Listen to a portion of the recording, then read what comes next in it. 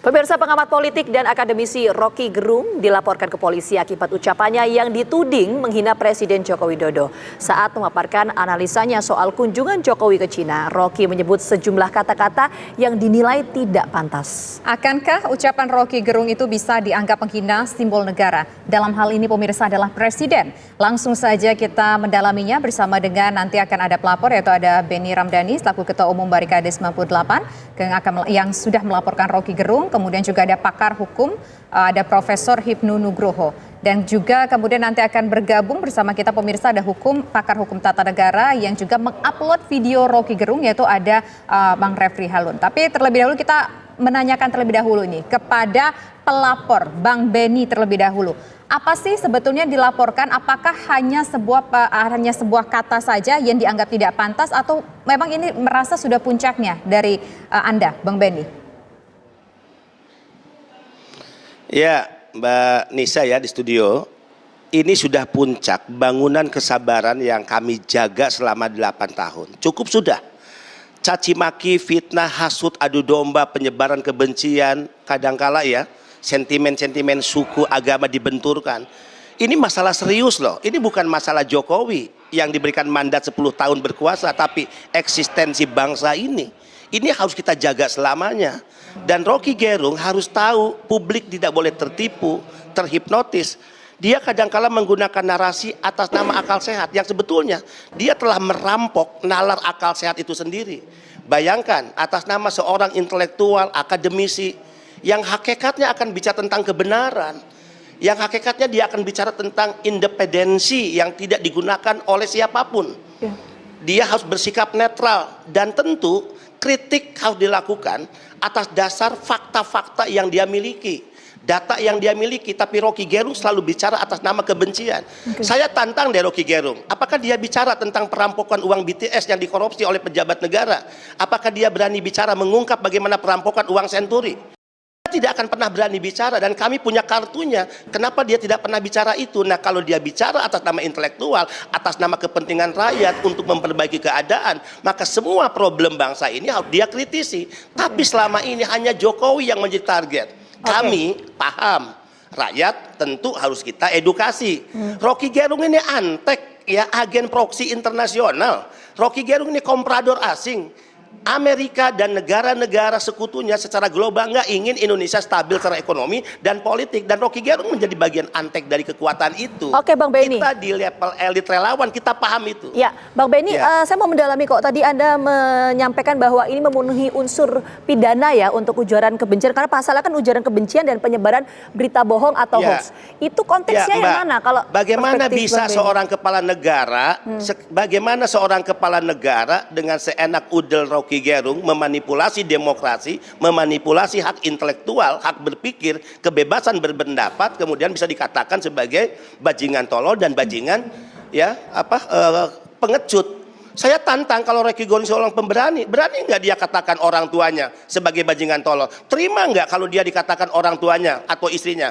Oh maaf ya, dia nggak punya istri. Kalau orang tuanya dikatakan sebagai bajingan tolol dan pengecut, atau berani nggak dia mengatakan itu kepada mantan-mantan presiden atau para pejabat tinggi? Yang nggak berani lah. Ini order, ini kepentingan ya Rocky Gerung atas kepentingan orang lain yang dititipkan kepadanya, dan Rocky Gerung hanya sebagai alat. Nah, kalau persoalan hukum kita serahkan. Kami punya pengacara. Tadi malam adalah awal 42 ya. 42 relawan sudah menyampaikan sikap, laporan. Dan ini Mbak berbahaya. Rocky Gerung dengan pernyataannya memantik ya gerakan nasional, anak-anak bangsa yang menyampaikan reaksi di setiap daerah. Kalimantan hari ini beraksi, saya sudah dengar akan diikuti oleh Sulawesi, akan diikuti oleh Sumatera, akan diikuti oleh beberapa daerah di Jawa. Jadi ini saatnya hukum harus bekerja, negara tidak boleh kalah ya. Tidak boleh hukum positif negara dikalahkan oleh hukum rimba yang menjadi order dari komprador. Oke, baik. Nah sekarang kita ingin ke Prof. Hipnu. Prof. Hipnu, kalau menurut Bang Benny tadi di sini adalah bentuk penghinaan, bentuk juga hoax atau berita bohong. Nah secara konstruksi hukum, apakah ini memenuhi unsur penghinaan terhadap presiden? Ya, gini Mbak Tisa, di dalam konstruksi hukum itu melihat antara subjek atau objek pekerjaan. Pak Jokowi sebagai presiden atau Pak Jokowi sebagai pribadi. Disinilah kalau Pak Jokowi sebagai presiden itu suatu kritik. Tapi kritik yang juga harus mempunyai data akurat. Tapi kalau Pak Jokowi sebagai pribadi itu tergantung pada Pak Jokowi. Oleh karena itu kita harus bedakan di dalam hukum apakah ini sebagai kritik, apakah sebagai bentuk penghinaan. Nah, Prof Hipnu melihatnya ini kritik atau penghinaan? Nah, nanti berdasarkan bukti-bukti yang ada, Mbak, ini tidak cukup hanya penyampaian apa yang disampaikan Pak Rocky. Makanya pelapor juga memberikan data-data akurat. Batas mana kritik, batas mana sebagai bentuk penghinaan. Itu. Ini yang harus dipahami. Oleh karena itu dalam hukum, kalau itu sebagai penghinaan pribadi, maka Pak Jokowi sendiri yang harus melaporkan. Ya. Itu dalam putusan Mahkamah Konstitusi yang baru. Jadi tidak bisa diwakilkan. Jadi tidak bisa Pak Beni menyampaikan. Malah bisa kalau kuasanya Pak Beni, kuasa dari misalkan Pak Jokowi ini, nggak bisa, saya kuasakan itu bisa. Karena kuasa adalah mewakili daripada yang merasa terhina. Nah disinilah konsep hukum juga harus dipahami dalam hal ini sehingga permasalahan ini tidak menjadi berlarut-larut. Gitu, Mbak. Prof Hipnu, kalau kita lihat dalam kasus ini yang ditangkap, ini apakah Pak Jokowinya sebagai personal individu atau Pak Jokowinya sebagai presiden? Karena kan kalau presiden artinya ini nggak bisa masuk ke ranah pidana karena disampaikan tadi kalau Prof Hipnu bilang ini sebuah kritik. Ini lebih masuknya kepada Prof? Ya. Saya tidak bisa menentukan langsung begitu, Mbak. Karena kita harus juga meliti jalan pikiran Pak Rocky Gerung. Dalam konteks apa dia menyampaikan seperti itu. Jadi ini harus utuh. Harus utuh. Kalau itu utuh itu merupakan sebagai kritik, oh ya ini sebagai kritik. Tapi ini sebagai Pak Jokowi, berarti Pak Jokowi harus melaporkan. Dalam hal melihat suatu pemilihan harus melihat konteks, bukan dari teks. Inilah yang harus juga dipelajari.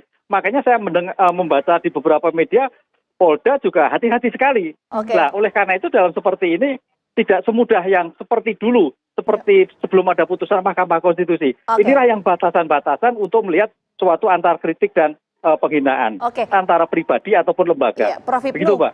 Prof Hipnu, ini saya ingin dalami lagi. Prof Hipnu ini menyampaikan bahwa ini sebenarnya belum bisa diketahui ya. Prof Hipnu kan menyampaikan ini kritik atau penghinaan karena masih menunggu nanti penyelidikannya. Tapi kalau tadi konteks penghinaan itu kan artinya Presiden Joko Widodo sendirilah yang kemudian harus melaporkan hal itu. Kurang lebih gitu ya, delik aduan lah kurang lebih. Nah artinya kalau misalnya ada pihak lain yang melaporkan, apakah itu otomatis akan menggugurkan pelaporan yang sudah masuk ke polisi atau seperti apa? Enggak. Ini kan delik aduan, Mbak. Jadi harus Pak Jokowi sendiri. Siapapun yang menyatakan bahwa kepada Pak Jokowi merasa, Pak Jokowi yang merasa. Pak Jokowi sendiri yang melaporkan. Gitu ya, kalau ada orang lain, maksud saya Prof Hipnu. Kalau ada pihak lain di luar Presiden Jokowi? Belum, tidak bisa. Oh, tidak bisa. Sekarang kita menuju.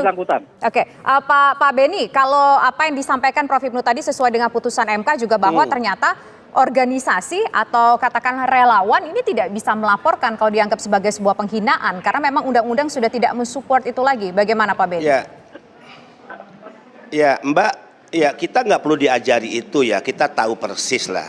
Walaupun tentu Prof Hipnu dari sudut pandang keilmuannya sudah menyampaikan pandangannya. Pertanyaan sederhana kami tentu kita tidak harus bicara ansi hukum. Itu persoalan lain yang akan diselesaikan oleh kami dengan para pengacara kami yang kami siapkan. Nah sekarang saya membayangkan kita sedang menghadapi situasi pilpres nih ya. Tiba-tiba terpilih Anies Baswedan. Apakah bisa ada seseorang warga negara mengatakan Anies Baswedan sebagai bajingan tolol dan bajingan pengecut? Saya yang mencintai negara ini dan demokrasi dengan penuh keadaban, saya pasti juga dengan kawan-kawan relawan tidak akan pernah rela Anies Baswedan dikatakan seperti itu. Atau Prabowo yang terpilih. Walaupun kami ini adalah relawan hidup mati untuk Jokowi, kami tidak akan pernah rela Prabowo katakan terpilih, andai-andai ini sebagai presiden dikatakan sebagai bajingan tolol. Ataupun nanti Ganjar Pranowo. Dan pasti Rocky Gerung tidak akan berani juga mengatakan itu karena ordernya Rocky Gerung adalah untuk menyerang Jokowi. Nah, persoalan hukum kita serahkan ya kepada masalah yang kita sudah tentu serahkan penanganannya kepada Barreskrim Polri dan teman-teman dalam konsolidasi nasional yang sekarang sedang rapat di kantor saya ya, ini akan bergerak hingga ke seluruh Ya, Pak daerah Beni. dan Kalimantan sudah memulai dan ini akan diikuti oleh daerah-daerah lain. Pak Beni, saya ingin fokus dulu tadi dari pernyataannya Prof. Hipnu ya. Prof. Hipnu kan menyampaikan bahwa Ya. ini tuh delik aduan. Artinya kalau ada pihak lain yang melaporkan bukan Presiden Joko Widodo sebagai Ya, subjek saya juga yang ingin dihina. lakukan kritik kepada Ya, Prof. Hipnu ya, sebentar. Prof. Bukan Kita harus subjek bedakan yang mana dihina, kritik, itu mana tidak bisa. caci Anda maki, optimis nggak mana bahwa kritik, laporan ini mana pasti akan fitnah. bisa Itu diproses oleh dibedakan, polisi? Prof. Anda optimis nggak? Kita optimis dan ini waktunya Rocky Gerung kena batu. Kita lihat. Oke, baik. Sekarang Prof. Hipnu, silakan ditanggapi Prof. Iya. Hipnu. Ada sedikit kritikan betul. dari Pak Beni? Betul Pak Beni, betul. Jadi memang kalau memang dirasa memang menyakitkan, disinilah saya kira mungkin Pak Beni mendapatkan kuasa dari, memang hukum kan harus normatif ya, hukum harus normatif ya. Apa yang disampaikan oleh teman-teman itu, sampaikan Pak Jokowi, ngomonglah gitu, atau memberikan kuasa, itu aja, itu bisa. Tapi kalau tanpa Pak Jokowi diem aja, Ya. agak sulit Pak. Di satu sisi kami harus setuju, Prof. Di satu sisi kami Iya. setuju yang disampaikan oleh Prof. Tapi banyak pendekatan pasal-pasal lain kok yang bisa menjerat Rocky Gerung. Hari ini Kalimantan Oke. udah bakar-bakaran, ya. Kemungkinan ini akan menjadi pemantik daerah-daerah yang akan menyusul. Kan tidak harus menggunakan pasal sebagaimana yang Prof sarankan. Oke, baik. Nah, ini tentu juga harus kita dalami lagi dengan pihak yang mengupload video yang kemudian dilaporkan oleh Pak Beni ini. Kita nanti akan berbincang juga dengan pakar hukum tata negara, yaitu ada Bang Refli Harun. Tapi usaha jeda berikut, pemirsa, kami kembali sesaat lagi.